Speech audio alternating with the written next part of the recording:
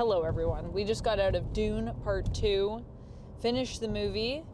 It was, I would say overall, I enjoyed it. That's what I will say. This is a spoiler-free review, so get ready to not have anything spoiled for you. Although if you're a fan of Dune, then you maybe already know where this movie's going. Or maybe you don't. Because there are some things that are different. That's what I will say. It's not a spoiler, it's just a fact. So overall, I did like this movie. I think visually it's very pretty. I think that the casting is really perfect for this film as well. That's something that I really liked about it. I'm like going in and out of focus, so hopefully you can focus on me. Like that Ariana Grande song. Yeah, so visually this film is really nice. Casting wise, it is pretty perfect, I'd say. I also like a lot of the action in the movie. The action is pretty freaking good. A lot of cool like one-on-one fights. A lot of cool like just action sequences where it's like one person like taking on a bajillion people and you just get to watch it. I will say there is a part at the end that for me was like one of my favorite parts. Hopefully you'll know it when you get there. I don't want to say who's doing what, but I'll just say there's a part where you follow one character as they take out like 15 people in, I don't know if it was all one shot. Was that all one shot? Do you know what I'm talking about? Yeah, I think it was a continuous shot. It looked like a continuous shot, but I'm not sure if it was like, you know what I mean, deceptively cut. Because it might have been. It might have been deceptively cut. I'd have to watch it again and pay closer attention. But it all looks like one shot. So if it isn't one shot, then they cut it really nicely. And I didn't notice. So what's happening in this movie? So if you've seen Dune Part 1, this is a continuation.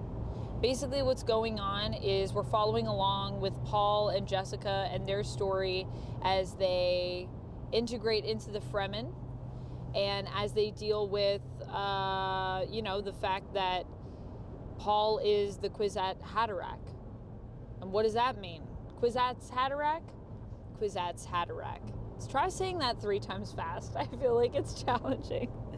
I feel like every time I say it, I know I'm going to mess it up at least once. We're dealing kind of with Paul's, how he reconciles with that in this movie. The Kwisatz Haderach is like the chosen one, basically.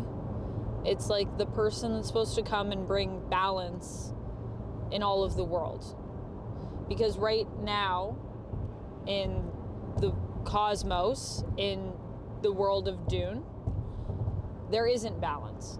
And so the Kwisatz Haderach is the person that is supposed to come and bring that.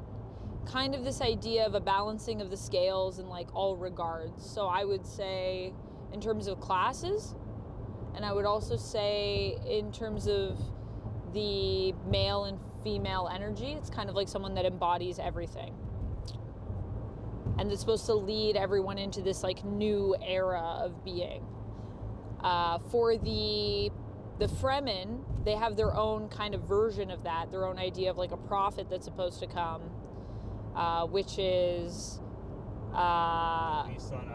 Lisan al-Gaib, baby. Paul is a man of many names.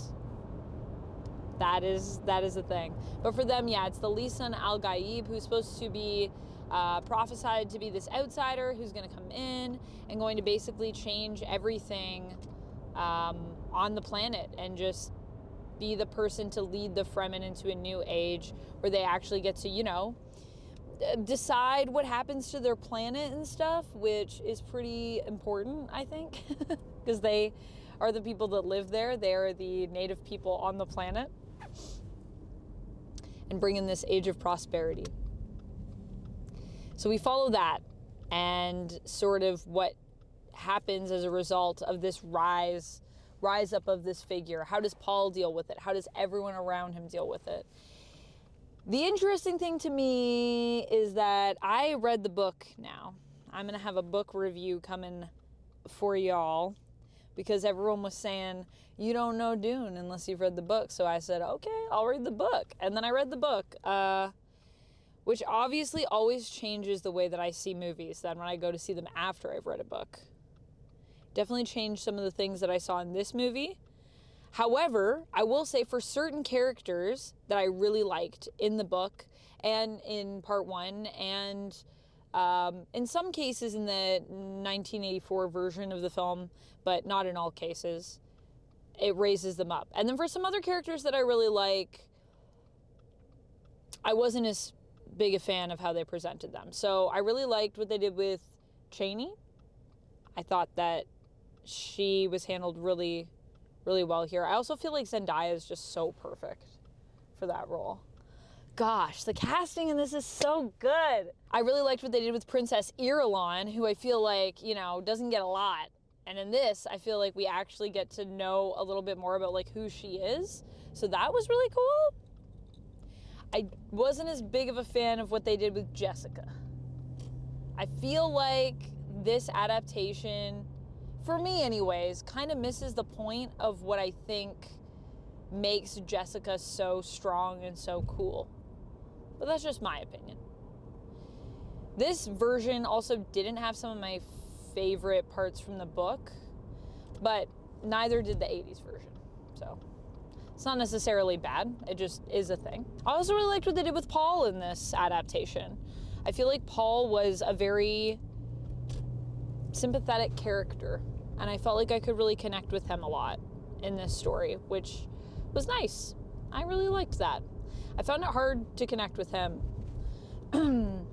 in the book and some other adaptations. So it was cool to be on his level, be there with him. Overall, I feel like there are things that they've changed that work really well for the story. But I also feel like there are some plot points that they changed that kind of says to me that some of the themes of the book are lost. But I'm curious to kind of see what they want to do next, and like if maybe some of that will come around in the next part. I will say this movie was clearly very well made, and I think there was a lot of love put into it. You can really feel, I think, the love for the work that they're adapting, and I think you can feel that throughout. Oh yeah, as I said at the beginning, the visuals are freaking phenomenal. It's just such a visually stunning film. I had to go to the bathroom at the beginning of the movie, and I couldn't find a time to leave because I was like hypnotized the whole time. And also then they kept having these like little moments between characters that just made me like, it just sucked me in. So it's, I don't even think it's just visually. I really actually think sound production wise, like just across the board, it really pulls you into the setting. And I think that's something also really cool about it, because it pulls you into the atmosphere of where we are. It really does feel like you're on another world, like in another time. And I think a huge part of why it feels that way is design and visuals. So amazing job there. And I mean, you should see it just for that. Also, I want Princess Irulan's outfits. That woman can dress. Also, let me know if I should do a cosplay of Jessica as a Reverend Mother. Let me know your thoughts. All right, friends, that's what I got on this one. I would say overall, what do I want to give it out of 5? I'm going to say 4 out of 5. If I can give halves, I would give it 4.5. But I know that halves are not always an option. How many, what do we want to give it? Maud'Dibs? I'm giving it 4... Sandworms? 4 Maud'Dibs out of 5. 4 little Maud'Dibs out of 5. 4 sandworms out of 5. Is that what you would also say, Yep. Duck? 4 out of 5? Yep. Wow. This doesn't usually happen, friends, but we're on the same level. Look at us go. All right, that's it. Let us know when you see it. Let us know your thoughts in the comments, and get ready because I'm going to do a full review where we talk about spoilers, and I'll tell you about all the little changes that they made that I loved, didn't love, and that I was neutral on. Yeah, that's it, friends. I'll see you next time. Until then, stay nerdy. Bye.